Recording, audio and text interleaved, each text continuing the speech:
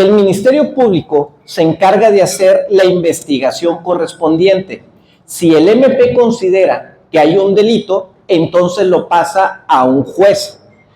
Aquí es importante hacer la mención de que la Fiscalía pertenece al Poder Ejecutivo, no pertenece al Poder Judicial. La Fiscalía General del Estado, la Fiscalía General de la República, el Ministerio Público Local, el Ministerio Público Federal, pertenecen al Poder Ejecutivo. Se supone, dice la teoría y dice la Constitución, que las fiscalías son autónomas, es decir, se mandan solas, pero la realidad es que no es así. A final de cuentas, el gobernador de cada estado nombra a su fiscal, que es el encargado de realizar las investigaciones. Cuando un ministerio público considera que hay un delito, lo pasa ante el juez. El juez sí pertenece al Poder Judicial local. El juez que resuelve sobre temas de robos, lesiones, homicidios, violaciones, son jueces locales, jueces que pertenecen al Poder Judicial del Estado. ¿Qué hace un juez federal? Un juez federal, al igual que el local, para que un juez federal conozca de un delito, tiene que ver una carpeta de investigación de un Ministerio Público Federal, que el ministerio considere que hay un delito y lo pasa a un juez federal que decide si hay delito o no hay delito. Aquí es importante hacer mención de que para que un juez penal conozca de un asunto es porque considera que la carpeta está bien hecha. La mayoría de los errores que se cometen en el Ministerio Público, porque son los que entregan la carpeta de investigación. La obligación de un juez es analizar la carpeta y verificar que haya elementos para el delito. Y ahí es donde se abre el periodo de investigación del juicio. ¿Ok? 2 etapas. Ministerio Público, carpeta de investigación, un juez que conoce de la carpeta y decide si hay delito o no hay delito. ¿Por qué hago el contexto? Ahorita lo que se ha manejado a nivel nacional es que el Poder Judicial Federal está lleno de corrupción. Por lo tanto, si el Poder Judicial Federal es corrupto, significa que todo el Poder Judicial es corrupto. Pero aquí viene lo curioso del tema. El Poder Judicial Federal ve principalmente temas penales federales como narcotráfico, portación de armas, o resuelve temas que van relacionados con los derechos humanos. ¿Qué significa? Cuando un ciudadano considera que alguna ley le está afectando, presenta un amparo ante el Poder Judicial Federal. Ahí, un juez de distrito, que es parte de esa estructura, decide si hay una violación a la Constitución por ese acto de autoridad. Ojo, los amparos son en contra de la autoridad, no en contra del ciudadano. Es decir, si tú, ciudadano, consideras de que la autoridad está actuando de manera incorrecta, te acercas por medio de un amparo para que el Poder Judicial decida si el acto de autoridad es correcto o no. ¿Qué asuntos ve el Poder Judicial Federal? Todos. ¿Qué significa? Cuestiones de Hacienda, cuestiones de libertad, cuestiones de procedimientos de juicios, todo eso ve el Poder Judicial Federal. Con el contexto que les doy, es para que entiendan dónde estamos parados realmente.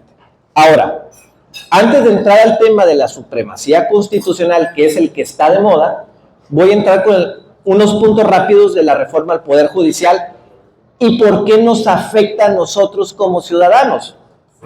Por cierto, de antemano, una disculpa si se me sale alguna palabra en francés. O sea, si digo alguna mala palabra, una disculpa de antemano, ¿no? A lo que voy es, muchos se pueden preguntar, ¿y a mí qué chingados me importa el tema del Poder Judicial Federal? No soy abogado, no trabajo en el gobierno, pues a mí sinceramente no me interesa. Pero aquí viene la importancia del por qué nos debe de interesar. Primer punto de la reforma que se acaba de aprobar. Elección popular de jueces, magistrados y ministros. Antes de entrar al tema, a los ministros de la Suprema Corte de Justicia de la Nación, que es la autoridad máxima en el Poder Judicial, antes lo nombraba el presidente de la República. El presidente mandaba una terna, el Senado de esa terna escogía a uno y ese era el que iba a ser parte del pleno de la Suprema Corte. Ahora dice, ya no va a elegir el presidente a los ministros, los va a elegir el pueblo. ¡Ah, qué bonito, hombre! Ahora sí, nos están dando la voz y el poder que como pueblo siempre hemos exigido. Muy bien, pero ¿cuál es el detalle? Acuérdense que las cosas fáciles y gratis siempre llevan jiribilla. Nos venden la idea de que nosotros vamos a elegir a los ministros, magistrados y jueces. ¿Pero qué creen? Resulta que esas opciones que nos van a dar y que vamos a elegir por medio de voto secreto en una elección en el 2025, los va a poner el gobierno y los partidos políticos. Es decir, la presidencia de la República va a poner a los candidatos junto con el Congreso y la Suprema Corte. ¿Quién maneja la presidencia y qué partido maneja los congresos? Con eso es suficiente. Es exactamente lo mismo, nomás que atole con el dedo. ¿Por qué? Porque realmente no es que vayan a votar por mí. Va. A mí me interesa ser ministro de la Corte, pero si no tengo la bendición de los partidos políticos que designan a los candidatos, nunca voy a ser ministro de la Corte. Pero nos venden la idea de que cualquier persona que es graduado de Derecho, que cumpla con los requisitos, va a poder ser elegido. Bueno, no te tocó de ministro, pero puede ser magistrado federal, puede ser juez federal. Es exactamente lo mismo.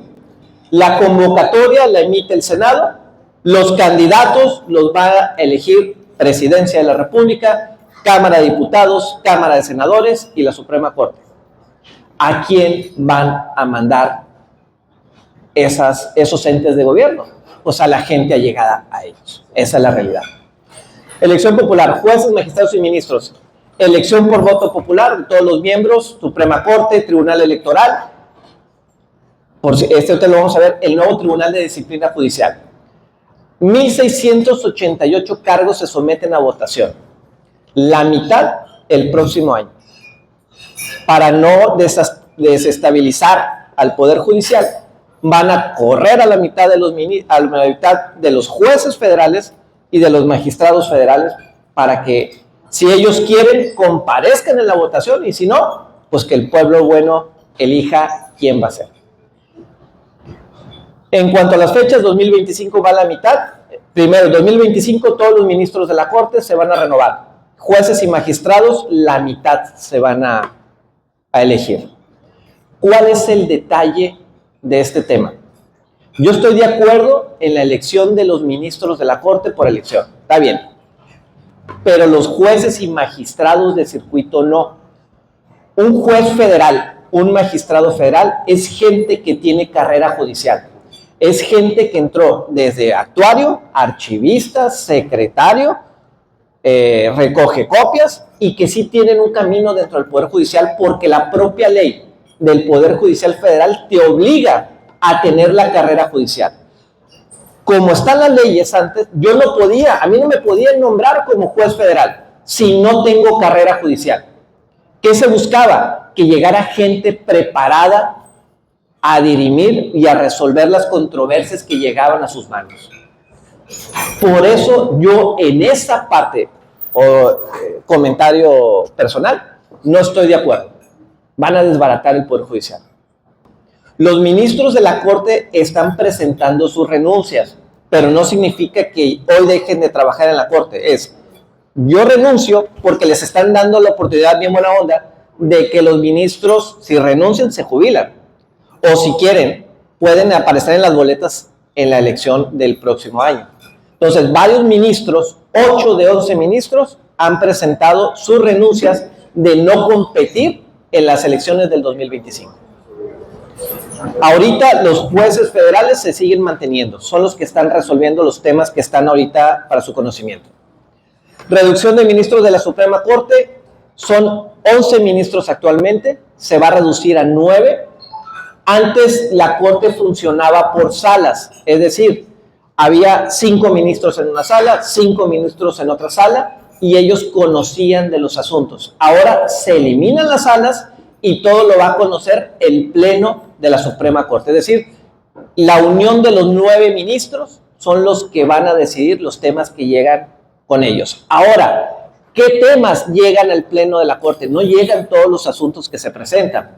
En la Corte llegan los asuntos de trascendencia nacional, los asuntos que en teoría son el tema que está en boca de todos. Si yo presento un amparo por privación ilegal de la libertad, presento un amparo en contra de una orden de embargo de mis cuentas, si presento un amparo en contra del SAT, eso no conoce la Suprema Corte, eso lo conocen los jueces federales. Pero si a mí el SAT me finca una responsabilidad de 2,000 millones de pesos, entonces la Suprema Corte atrae el asunto y es quien decide si procede o no, por el tema de la importancia que tiene. Hay un caso que ha estado sonando mucho y que se ha utilizado para justificar la reforma del dueño del tío Richie, de Salinas Pliego, de Electra, que dicen que debe alrededor de 5,000 millones en impuestos al SAT.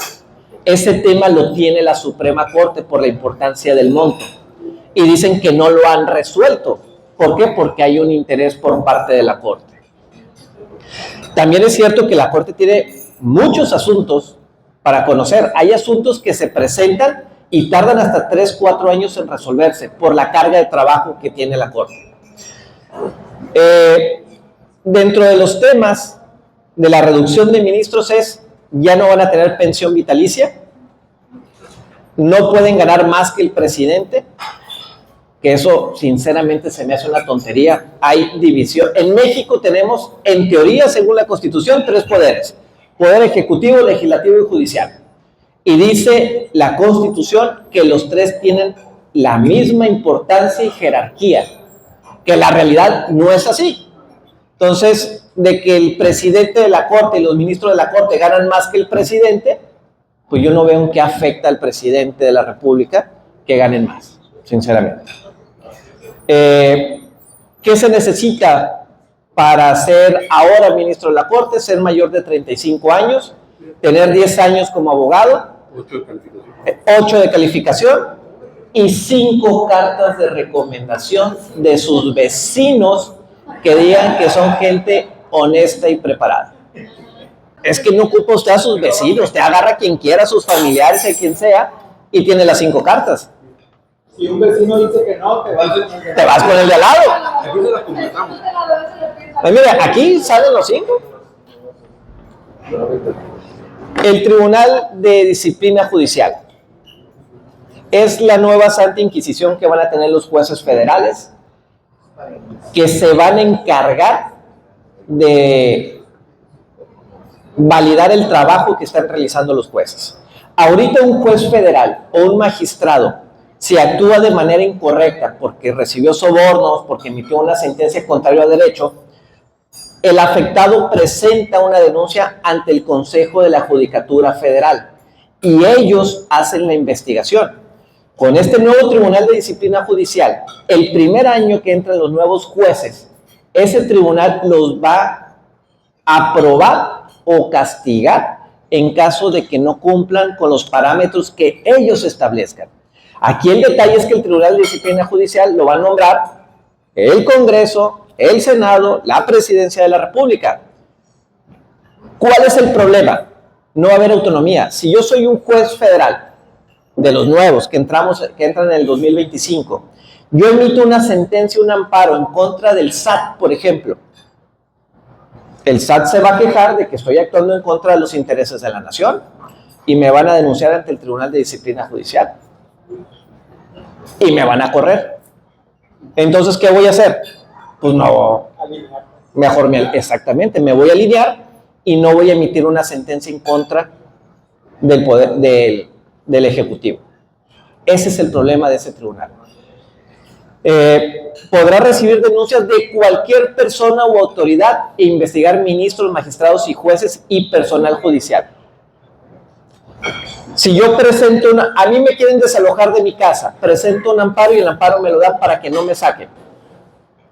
el dueño del inmueble me va a denunciar a mí como juez porque le di un amparo al inquilino, pero le di el amparo porque consideré que había elementos para otorgarlo.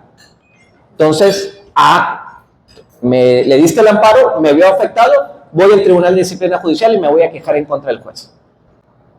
Ese es el problema. Perdón, y ahí en ese caso, lo que esperaríamos en lo correcto sería que ese órgano de orden, de disciplina, viera y dijera, no, los elementos son correctos.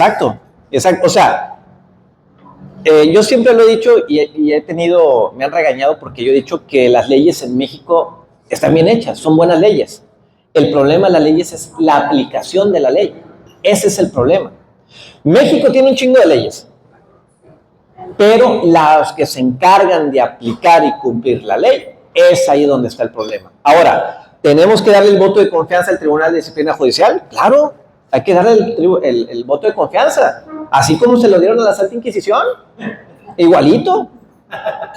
Es que va a velar porque tu alma llegue al cielo, pues qué bueno. Ya sabemos en qué terminó todo. Ahora, de 7 miembros del Consejo de la Judicatura Federal pasa a solo 5. El Ejecutivo nombrará uno, el Senado otro y el resto de la Suprema Corte de la gente que esté ahí. Jueces sin rostro. ¿Qué son los jueces sin rostro? Se supone que con la modificación a la ley se permite que los jueces que van a resolver temas complicados como de narcotráfico, si tú eres el inculpado, no vas a saber quién es el juez que te está condenando, para evitar de que haya algún tipo de agresión hacia el juez, ¿sí? En teoría se oye muy bonito, pero pónganse ustedes en los zapatos de que a ustedes les fincan una carpeta de investigación por narcotráfico. No tienen vela en el entierro, pero ustedes son narcotraficantes porque el Ministerio Público Federal ocupaba echarle la culpa a alguien. Los van a enjuiciar, pero ustedes no saben ni quién es el juez que los está enjuiciando. No sé si realmente hay un juez que me está condenando. O sea, ese es el problema. Va a haber mucha opacidad. Es que un juez federal te condenó. ¿Quién es el juez federal? No, es que no te puedo decir por su seguridad. ¿Las carpetas de investigación son públicas? No. Hay versiones públicas de los procedimientos, pero una vez que se han resuelto. Y en las versiones públicas se quitan los nombres o los datos que puedan identificar. Ya sabes de quién es, pues, pero quita los nombres. Puede haber por ejemplo, puede una persona estar presa sin que haya una carpeta de investigación. Sí, y sucede ahorita. Hay muchos. Sí. Tengo un amigo que está así. Es que ¿Es legal? lo que ahorita ya no. Bueno, vamos a lo mismo. Se supone que con el sistema penal que tenemos ahorita, el Ministerio Público tiene determinado tiempo para poner a disposición del juez a esa persona que creo que cometió el delito. O sea, que cree. Que cree que cometió el delito. Ese es el problema. Voy a lo mismo. La persona está en la cárcel porque el Ministerio Público no ha hecho su trabajo, porque no le ha llevado al juez la carpeta de investigación. ¿El Ministerio Público a quién pertenece? Al Poder Ejecutivo. ¿Qué tiene que ver la Suprema Corte con ese tema? Nada. Pero ahí está. Ahora, en el tema, ahorita a nivel internacional, hay un debate sobre el arraigo y sobre la prisión oficiosa. ¿Qué significa? En el Código Penal Federal y en el local hay delitos graves que por la gravedad del delito dice la ley, no vaya a ser que te me vayas a ir, mejor te dejo guardadito mientras resuelvo. ¿Qué pasa? Cosas como esta. Mientras se hace la carpeta de investigación, mientras me ponen a disposición de un juez, me quedo guardado. Ahorita el debate internacional es que la prisión oficiosa no debe de darse. O sea, no por el hecho de que, es que como cometiste fraude fiscal, vas al bote. Espérate, pues yo no maté 50 personas, no, pero es delito grave, vas al bote. Ahorita lo que se busca es que sí haya prisión, pero siempre y cuando el juez considere que hay elementos que puedan lograr que tú te vayas o te extraigas de la justicia. Es que se me va a pelar el dog, tiene pasaporte, tiene dinero, se me va a ir a Abu Dhabi. donde no hay orden de extradición. Por eso lo voy a dejar guardado. Pero eso ya es decisión del juez, no porque la ley te obligue a que te quedes adentro. ¿Qué es lo que pasa? La Corte Internacional de Derechos Humanos ya dijo que es ilegal las leyes que ordenan la prisión oficiosa. Pero México, el actual gobierno, dijo, no, ni madre, no me voy a arriesgar a que se me vayan. Y muchos, la Corte Internacional considera que puede ser un elemento que utilice el gobierno en contra de sus opositores. Me vale madre, yo digo que cometiste un delito federal, un delito grave, te meto al bote. Ahí luego averiguamos. Por eso ese es el debate que hay ahorita. Ya la Corte Interamericana de Derechos Humanos ya también dijo, México, modifica tus leyes, quita la prisión oficiosa. Y México dijo, no. Jueces sin rostro. Se ha utilizado, fíjense los países que lo han implementado. Brasil, Perú, Colombia y El Salvador. Así como que digan ustedes, es un ejemplo de lo práctico. No, ¿por qué? Porque vamos a lo mismo, es la opacidad, pues. No sabes quién te está juzgando y es lo primero que dice la ley. Para que te condenen tienes que saber quién te está condenando y por qué te está condenando.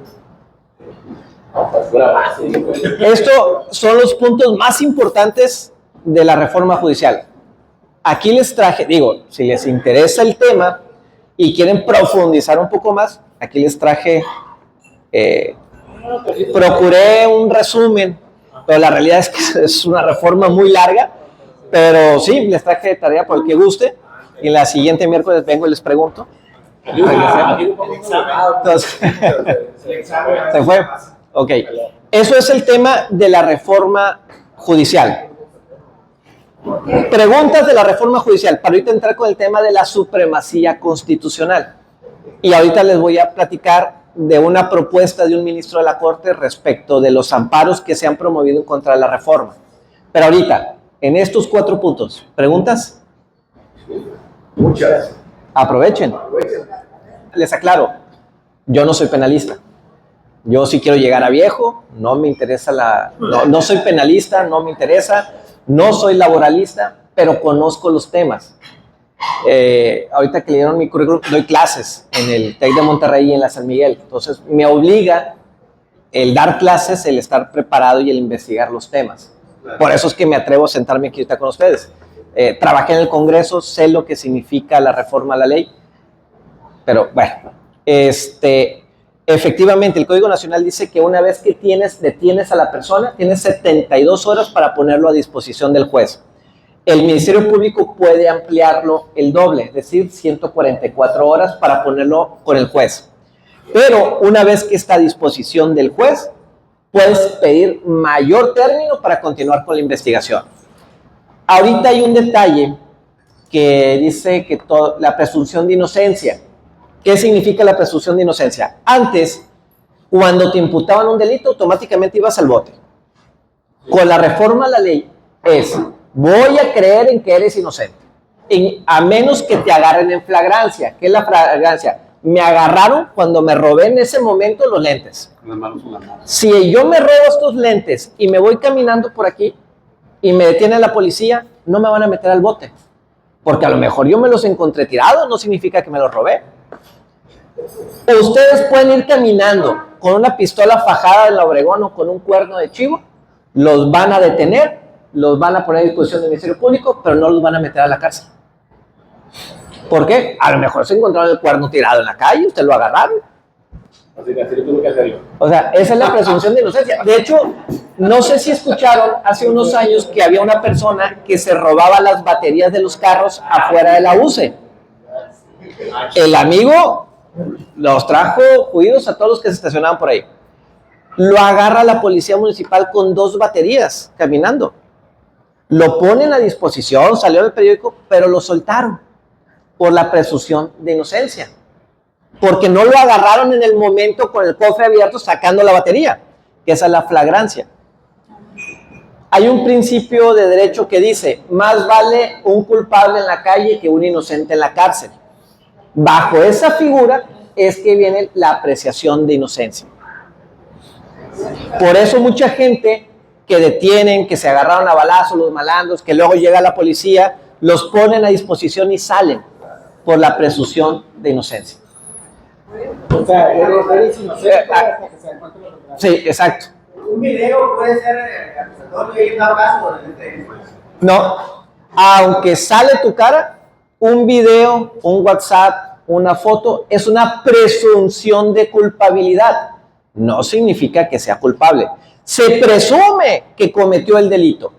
Oye, pero sale la cara donde saca la pistola y le mete 14 balazos. Bueno, pues a lo mejor no era él y se parecía. Inteligencia artificial ahora, o sea. ¿Sí?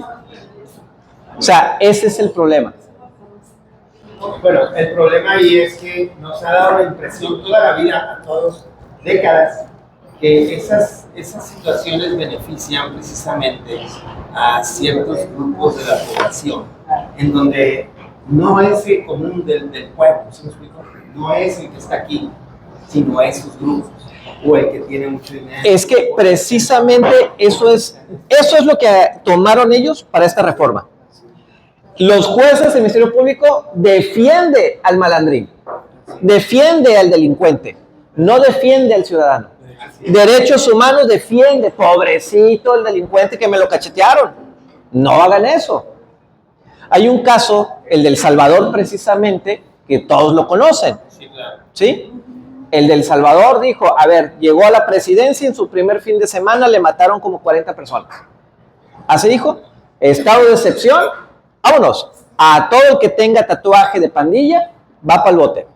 Oye, yo era pandillero, pero me salí de la pandilla, ahora tengo mi abarrote, me vale madre, vámonos para el bote. Ahí luego averiguamos. Estado de excepción. El estado de excepción, por ejemplo en México, todos tenemos derechos. Un juicio justo, que me detengan con una orden judicial, no ser desposeído de mis cosas, derecho a la vida, derecho a la libertad.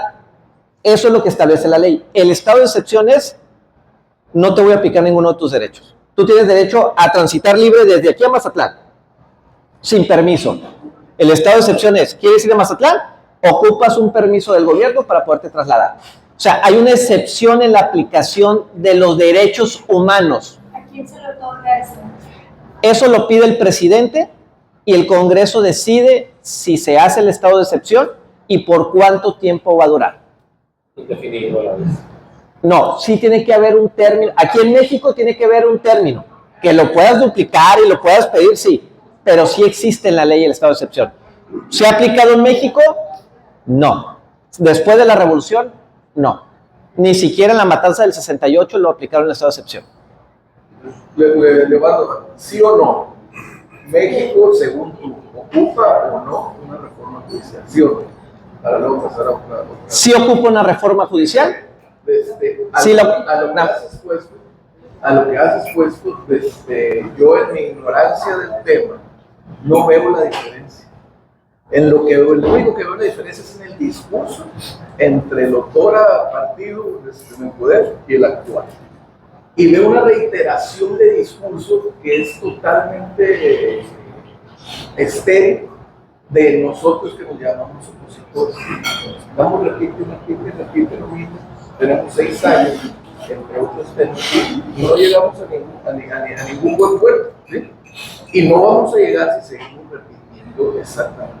Yo no veo, sinceramente, en la praxis, siendo pragmático, las diferencias. Sigue mandando una persona, el poder del presidente aquí siempre ha sido bestial, como yo creo que en pocos países del mundo, con la democracia o con el comunismo que son para mí payasadas. Nadie es tan de izquierda como se dice, ni nadie es tan de derecha como se dice. Aquí las leyes están a modo y todos, me consta, lo he sufrido en carne propia, desde todos los niveles de procuración de justicia, con sus, contadísimas decisiones, son una bola de paquete sobre los perfectos. Entonces, cuando al pueblo bueno y sabio llega un tonto que de tonto no tiene nada, le dice que ellos van a elegir a su procurador de justicia, pues ¿qué van a decir el pueblo bueno y sabio? Que ha sufrido durante generaciones, ¿sí? La impunidad, la bola de cabrones que parte de la justicia. Es que a mí me ha tocado, y tú lo sabes, un ejemplo: un cabrón llega y me invade el terreno, no tiene cómo cómo mostrar la más mínima titularidad del terreno. Aparte por un negocio. Entonces, infringe las leyes de salubridad, las leyes de desarrollo urbano, el registro público de la propiedad, y voy con la autoridad, ¿y qué dice? ¿Cómo se puede? ¿El derecho de posesión? Que no tiene la facultad. ¿Sí? Entonces dice, oye, que reforma judicial que no se ocupa consultar. Vengas un bruto, dice que no se ocupa una reforma. Por supuesto que se ocupa. No, es que serán las maneras, no serán las maneras. Es que sí se ocupa la reforma. Que si seguimos en la misma retórica, en el mismo discurso, vamos a lograr lo que hemos logrado hasta ahora, de un sexenio llorando, nada. Es que, ahí va, sí se ocupa la reforma judicial, sí, pero es de abajo hacia arriba. Lo que dice quienes promueven es que hay que barrer la casa, las escaleras de arriba hacia abajo. Primero los ministros y luego... No. La verdadera reforma se ocupa, primero, Ministerio Público, jueces locales, jueces federales y ministros. ¿Es exactamente lo mismo? Sí. La diferencia es que ahora, ustedes y yo, el pueblo bueno, vamos a elegir a los que van a estar en la administración. No, claro, pero vamos a lo mismo. O sea, así ha sido, pero es lo que están vendiendo. Entonces, como tú lo dices, el señor, la señora que se ha sentido ignorada por el gobierno toda su vida, le dicen, usted va a elegir a los que van a impartir la justicia. ¿Qué dicen? Vaya, hasta que me toman en cuenta, vengan mis 3,000 pesos para la bolsa y qué bueno que yo voy a elegir. Seguimos en el mismo discurso. Exacto, o sea. Cuando decimos, ahí van los 3,000 pesos, ¿qué le estás diciendo al pueblo bonizado? Es lo que yo no logro entender.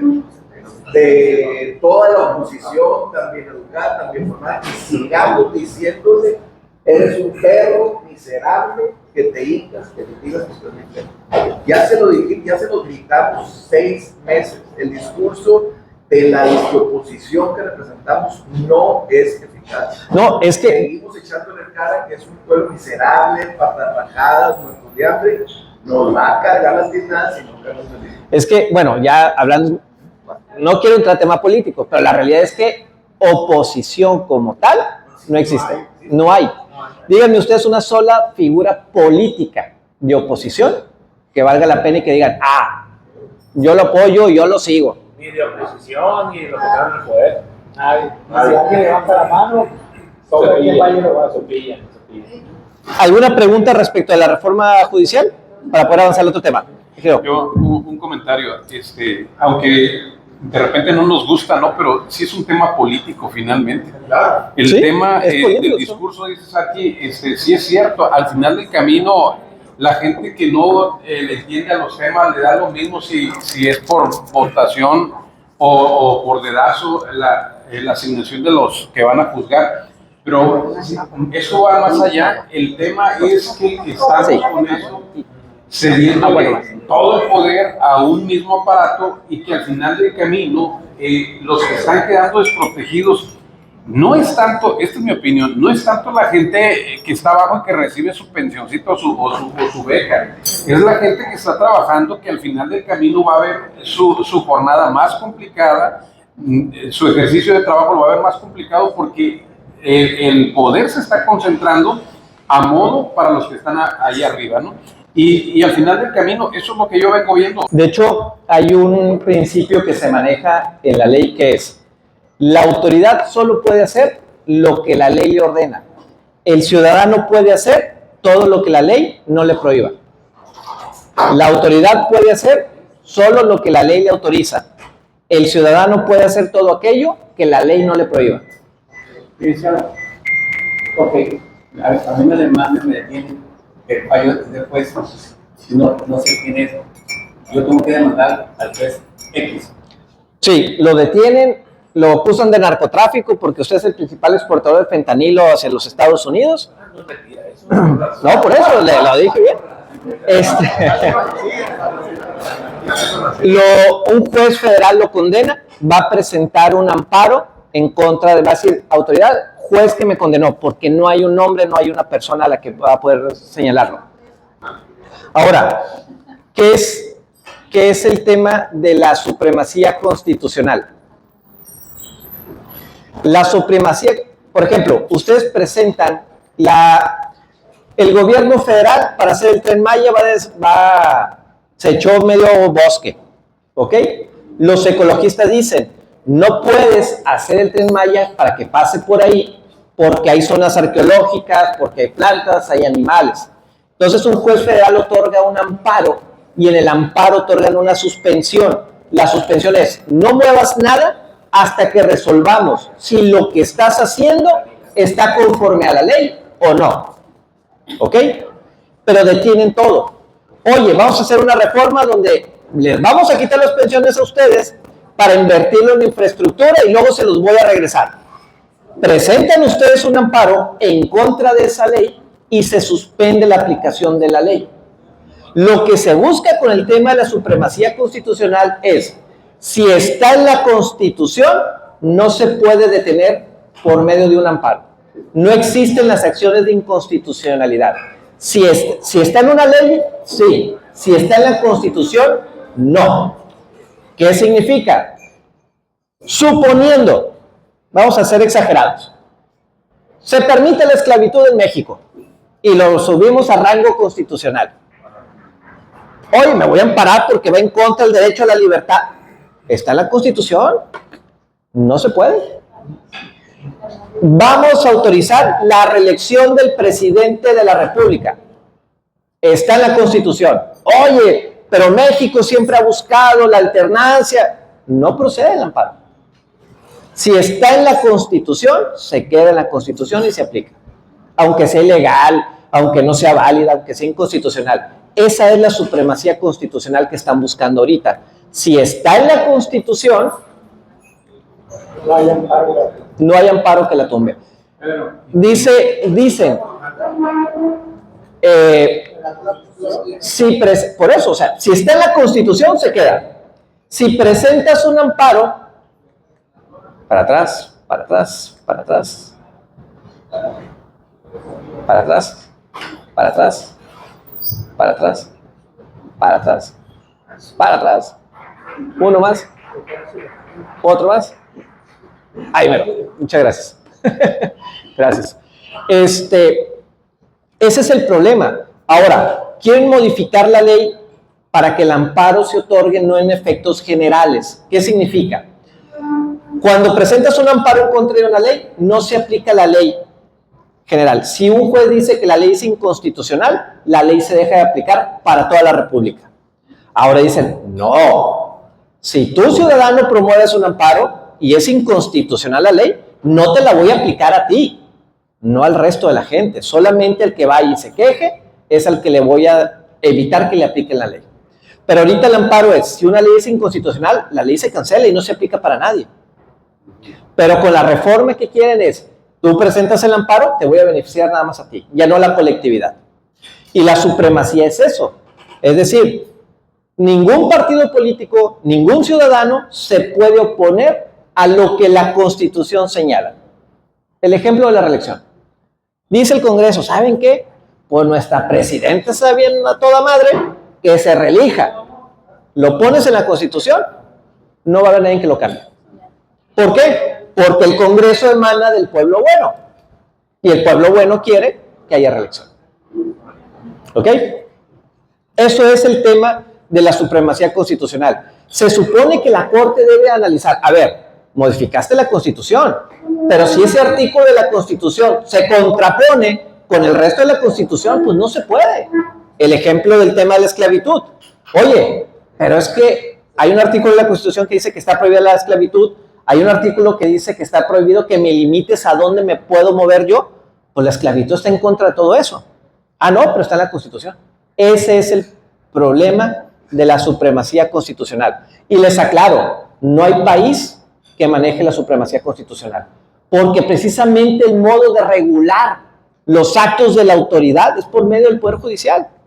Pero, pues, la Biblia, no de los abogados, de los ciudadanos, es la Constitución. Ese es el tema y ese es el problema de la supremacía constitucional. Ahora, con todo lo que les acabo de comentar, varios partidos, varios grupos han presentado amparos en contra de la reforma judicial. En la reforma judicial hay un amparo que se presentó y se acumularon todos en uno solo. Hay un proyecto de un ministro de la Corte que yo creo que es la solución para el tema de la reforma judicial. Se lo voy a poner. El ministro, aquí está, el proyecto de sentencia del ministro Juan Luis González Alcántara, hablando de la reforma judicial, dice: la justificación de los amparos es el proceso legislativo que se llevó a cabo estuvo mal hecho. Y dice la sentencia de amparo, dice, no, estuvo bien hecho. Hubo oposición, hubo debate, se agotó la etapa correspondiente. Lo que él propone es, en el proyecto de sentencia se propone elegir por voto popular a los ministros de la Corte, a los magistrados del Tribunal de Disciplina y a los magistrados de la Sala Superior del Tribunal Electoral. Nada más. Magistrados de circuito y jueces federales, no. Porque esos son los que tienen carrera judicial. Son los que conocen el Poder Judicial y que en teoría son gente preparada para estar ahí. Yo soy abogado postulante. Yo he presentado amparos y no he estado de acuerdo en algunas sentencias que van en contra de lo que yo quiero. Pero para eso están los recursos. Y ha habido asuntos que se han perdido y que no estoy de acuerdo. Pero es parte de esto. Ni modo, a veces se gana, a veces se pierde. Y muchas veces he estado en desacuerdo. Pero muchas veces me ha beneficiado también el Poder Judicial. Porque yo he tenido la razón en lo que les he puesto, porque es gente preparada para el tema. Entonces, la propuesta del amparo es elección de ministros, magistrados del Tribunal de Disciplina y de la Sala Superior del Tribunal Electoral. Que yo estoy de acuerdo con eso. Porque como decía Luis, no cambia lo que ya está. Al final de cuentas, el presidente y el Congreso van a poner a quien quiera, para que nosotros elijamos quien deseamos. El proyecto de sentencia propone no elegir a magistrados de circuito ni jueces de distrito. Está de acuerdo en las medidas de austeridad, está de acuerdo que se bajen los sueldos de los ministros, que es una de las cuestiones que pide el gobierno. También se habla del recorte salarial. Está de acuerdo en la creación del Tribunal de Disciplina y la creación de un órgano de administración. Establece plazos para resolver sentencias. Eso es un punto que estoy de acuerdo, que es lo que platicamos. Ahora, los temas fiscales tienen 6 meses la autoridad federal para resolver si procede o no procede. Porque hay asuntos que sí tienen años, es la realidad. Eso está bien. Y la propuesta del ministro es que sí se reduzcan los tiempos los tiempos para emitir las sentencias. Se invalida la remoción masiva de jueces y magistrados. Acuérdense que les dije que en 2025 corren a la mitad de los magistrados y de los jueces y en el 2027 la otra mitad. Y invalida las facultades amplias para el Tribunal de Disciplina, que era lo que platicamos. En el Tribunal de Disciplina, ustedes llegan, se quejan, es que el juez emitió una sentencia en contra mía. ¿Y porque es un corrupto? Con el simple hecho de decirlo, era suficiente para que el tribunal te investigara. ¿Y qué va a hacer el tribunal? Hey, ¿te me alineas o te chingo? ¿Qué es lo que dice aquí? No, el trabajo del Tribunal de Disciplina tiene que decir qué casos sí, qué casos no. Disculpe, ese es como cuando voy a Mazatlán, cuando le falla que un juez en contra mía. Me amparo. El amparo se presenta, depende del tipo de amparo. Hay amparos que se presentan, hay tribunales federales en Sinaloa, hay 3. Mochis, Culiacán y Mazatlán. Presentan un amparo. Si el amparo no procede, si el juzgado dice no tiene razón, se van a la revisión y es Mazatlán. Esos son los magistrados de circuito, los jefes del juez. Si les otorgan el amparo a ustedes, pero su contraparte no está de acuerdo, se puede ir a la revisión a Mazatlán. ¿Por qué a Mazatlán? La teoría dice que deberían estar los magistrados en Culiacán, porque es el centro del estado. Pero el problema es que nosotros no tenemos playa, ni carnaval. Por eso están allá. ¿Es por eso? Pero los magistrados de circuito, no, es que en Mazatlán tenía juzgados de distrito por eso, por la cercanía, juzgados de distrito. Un juzgado de distrito es la primera base del Poder Judicial Federal. Cuando se va a la revisión porque una sentencia no estás de acuerdo, es precisamente donde entran los magistrados del circuito. Eso podría estar aquí en Culiacán, porque si tú tienes un asunto en Mochis o en el Fuerte, tienes que ir a Mazatlán a hablar con ellos. Pero yo en algún momento pregunté y me dijeron, no, es que el tema era Ciudad de México, Mazatlán y la María. Es como el amor de una ex, te mintieron, es cierto. Una cosa de la reforma es, se aplica a nivel federal y también a nivel local. También todos los magistrados locales y todos los jueces locales van a tómbola y van a elección popular. Aquí en Sinaloa todavía no hacen la ley que va a llegar a ese punto. La prohibición de suspender normas generales en el juicio de amparo y terminamos. Y los jueces sin rostro, que dice la Corte que no está de acuerdo. A grosso modo, una disculpa, sé que es un tema a veces medio tedioso, pero sí es un tema que debemos de conocer, por lo menos para saber por qué nos va a afectar la reforma. Sí. ¿Se ocupan modificar leyes? Sí. ¿Se ocupa modificar el Ministerio Público? Sí. ¿Se ocupa modificar la ley de las fiscalías? Sí. Eso es realmente lo importante. La realidad es que esto fue una revancha política. Ah, me estuviste chingue todo el sexenio, órale, va la mía. Esa es la realidad. Ahora, ¿está bien la reforma? Está bien. Hay que elegir el pueblo bueno a los ministros, adelante. Pero no tienes por qué afectar todo el aparato judicial federal ni local. Ahora sí, ¿preguntas? Salió mucho en la Es el único que ganó la posición.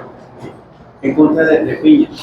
No estoy a favor de ella, pero sí lo sé que el Ministerio Público es tan corrupto que cuando llega el expediente con el juez, ya les quitaron todo lo del hijo, pero usted sale libre a hacer nada porque era asesino, sale libre. ¿Por qué? Porque el Ministerio Público es un corrupto. Claro, pero ¿a quién le echan la culpa? Al juez que resuelve. O sea, si el trabajo está mal hecho, pues el juez no lo puede validar, pues porque está mal hecho el trabajo. O sea, la base real de la corrupción y de los errores es el Ministerio Público. ¿Les guste o no? Esa es la realidad. Dice el Ministerio Público, su justificación de algunos. Hay elementos muy buenos, sí los hay. Hay elementos especializados, sí los hay. Los de violencia de género, los de violencia intrafamiliar son ministerios públicos especializados. Sí, pero también es cierto que hay ministerios públicos que ya sabe el abogado penalista de que ¿con qué me peca yo? Con fulanito. Ah, no te preocupes. Échate 100,000 pesos y van para allá. Sales sin problema. Porque cuando el Ministerio Público tiene que presentar trabajo, cuando lleva la carpeta de investigación con el juez, mira, aquí traigo el delincuente. El juez lo ve y le dice, cabrón, no tengo elementos para meterlo al bote. Ah, pero es el juez el que lo sacó, el corrupto del juez.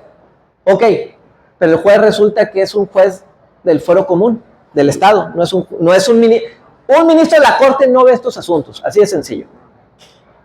Mande. No, sí levantó la mano. Ahora, pues, ¿No? No, hay que pagar con la tarjeta.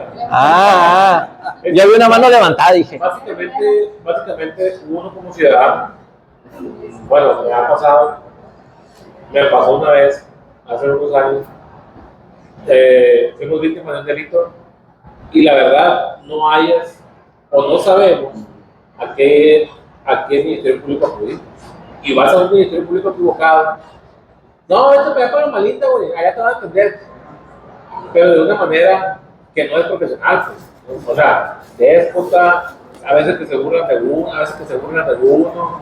Y vete para allá, y vete para acá, y vete para allá. O sea, bueno, mi comentario es de que porque si te hacen algo, ¿a dónde acudir? Pues? Porque vas, no, aquí no es delito federal, aquí no tenemos eso. Vete por otro lado. No, y simplemente delitos locales. Oye, me robaron en mi negocio. Es en patrimoniales, vete para allá. Oye, no es en patrimoniales, es en comercio. Ahí vas para el otro y ahí te traen. No pasó hace poco. Ahí en la plaza, se metió un carro a la plaza y destruyó parte de mi negocio, parte del otro, parte de la casa también. Llega el perito a hacerte preguntas. Como que la persona el perito, cuidando los intereses de la aseguradora del carro, del agresor, pues. Entonces, ¿por qué tú haces? No, pues mejor que así se quede, yo ya quiero abrir un negocio. Sí, ese es el detalle. Y muchas veces les roban el carro, que ahorita está de moda, ¿no? El robo de carro. Te roban el carro y te dicen, es que ocupas poner la denuncia para que el seguro te lo pague. Ir al Ministerio Público es perder, se los juro, 4 horas sentados. Si bien les va. Ni se diga si llegan lesionados, golpeados. A mí me ha tocado ver gente golpeada que tiene 6 horas sentado porque el médico legista que tiene que dar fe de las lesiones no está. Y ahí te quedas. Imagínense golpeado, sangrado, o sea, una persona que fue violada, que tiene que ir con el psicólogo, con el médico legista, volverles a decir todo lo que sucedió y esperado. O sea, por eso le digo, es el problema, pues. O sea, realmente se ocupa una reforma, sí se ocupa, pero pues no hay. ¿Alguna pregunta más? ¿Qué nos queda? Ahorita lo que nos queda es ver si procede el proyecto de amparo del ministro, que yo creo que es la salida legal, judicial y política adecuada, la verdad. Aquí una pregunta, Alex. Se dice que de proceder esa propuesta del ministro se viene una crisis constitucional. ¿Y a qué se debe este asunto? Lo que pasa es que dicen, en la reforma que viene de la supremacía constitucional, hay algo que se llama la retroactividad de la ley. ¿Qué significa? Un ejemplo. Dicen, a ustedes los agarraron robando y los condenan, dice la ley, por agarrarte robando vas a estar de 2 a 5 años en prisión. Viene una reforma a la ley y dice, por el delito de robo vas a estar de 1 a 3 años. Tú puedes pedir que te apliquen retroactivamente la ley en beneficio tuyo. Es decir, oye, me habían condenado 5, pero le reformaron a 3, ya tengo 3 años, pido mi liberación. Estás en la cárcel por robo, te dan 5 años, modifican la ley y te dicen, vas a estar de 6 a 10 años. Oye, no me puedes aplicar la ley porque ese es mi perjuicio. Bueno, con la supremacía de la ley dice, todos los asuntos que tengan que ver con reformas con amparos en contra de la Constitución, ya no son válidos. Tienes que no conocer del asunto y sobreseerlo. No puedes emitir un amparo. Están aplicando retroactivamente la ley. Eso no se puede, porque la propia Constitución lo dice. ¿Pero qué va a pasar? Es el tema que les digo, de las controversias constitucionales. Oye, un artículo de la Constitución dice que no puedes aplicar retroactivamente la ley. Ah, pero yo digo que no puedes resolver. Ah, cabrón, pues me estás aplicando retroactivamente la ley. La supremacía constitucional tiene que ser de cuando se emite hacia adelante, no hacia atrás. ¿La Corte está autorizada? Sí está autorizada. La Corte viene dentro de la propia Constitución. ¿Cuál es la función de la Suprema Corte? La Suprema Corte es el que debe de resolver cuando hay una controversia en la aplicación de la ley y debe de resolver si una ley se apega a la Constitución o no. Eso es lo que tiene que resolver. Pero aquí lo curioso, y hay muchos videos que ustedes pueden ver, donde el actual gobierno, cuando era oposición, decían que la Corte sí podía resolver temas de constitucionalidad. Y ahora que son gobierno dicen, no se puede. Y son las mismas personas que están en el poder, que eran los que promovían esos amparos y que salían encadenados y haciendo un desmadre, diciendo que no se puede. Si ya no hay otra pregunta, otro comentario, duda, frustración, trauma, lo que sea, entonces pasamos a la foto y le damos un fuerte aplauso al licenciado Manuel Pérez.